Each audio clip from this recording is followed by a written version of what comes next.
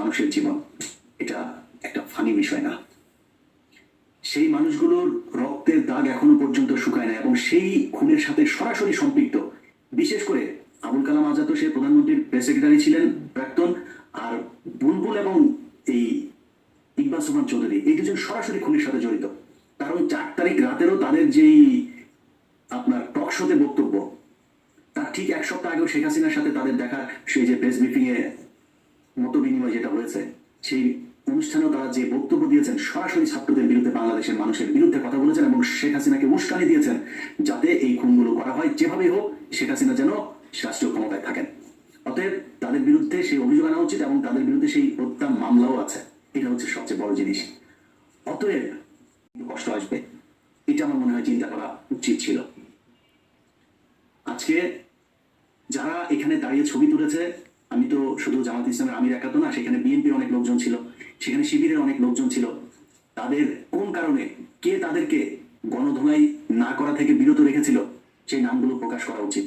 কারা আজকে খুনিদেরকে আবার এই বাংলাদেশের রাজনীতিতে, বাংলাদেশের এই যে খুনিগুলো আছে এখানে এই জামাত ইসলামের আমিরের পা ধরে তারপরে ফকিরের মতো অসহায়ের মতো বসে আছে না, এরা আজ থেকে এই 2 মাস আগেও জামাত ইসলামের বিরুদ্ধে হেন কোনো অপমানজনক কুরুচিপূর্ণ কথা নাই, তারা বলে নাই। আজকে তারা জামাতের আমিরের পায়ে ধরে এসে তারপর সুযোগ খোঁজার চেষ্টা করছে। ওদেরকে সুযোগ দেন, আপনাকে আমি গ্যারান্টি দিলাম আবার 2 মাস পরে এরাই আপনাদের পায়ে সবল দেবে। মনে করার কোনো কারণ নেই যে তারা জামাত ইসলামে যোগ দিয়েছে, তারা আপনাদেরকে জামাত ইসলামকে ক্ষমতায় নিয়ে আসবে, তারা খুব খুশি এটার ব্যাপারে, একদমই না। অতএব আমি মনে করি যে বাংলাদেশের প্রতিটা রাজনৈতিক দল যারা যেইখানে আছেন, যেইভাবে আছেন, আপনাদেরকে বাংলাদেশের মানুষ অনেক বড় একটা দুঃসময় থেকে উদ্ধার করে এনে তারপর আপনাদেরকে ক্ষমতায় বসার একটা স্বপ্ন দেখিয়েছেন।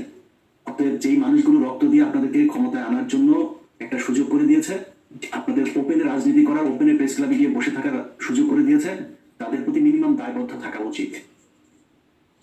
আমি আমার কথা আবারও বলি, আমাকে যদি জিজ্ঞেস করেন যে আমি বিএনপি করি না জামাত করি, আমি 2 দলই করি। আমি শুধু আওয়ামী লীগ করি না। আমি মনে করি তারা এই দেশ স্বাধীনতার জন্য, সার্বভৌমত্বের জন্য হুমকি। এদের বাইরে বিএনপি জামাত যদি একসাথে 150 আসন ভাগাভাগি করে যদি দেশ চালায়, আমার কোনো সমস্যা নাই। কিন্তু আমি চাই আপনাদের ভেতরে সেই সম্পর্কটাও থাকুক।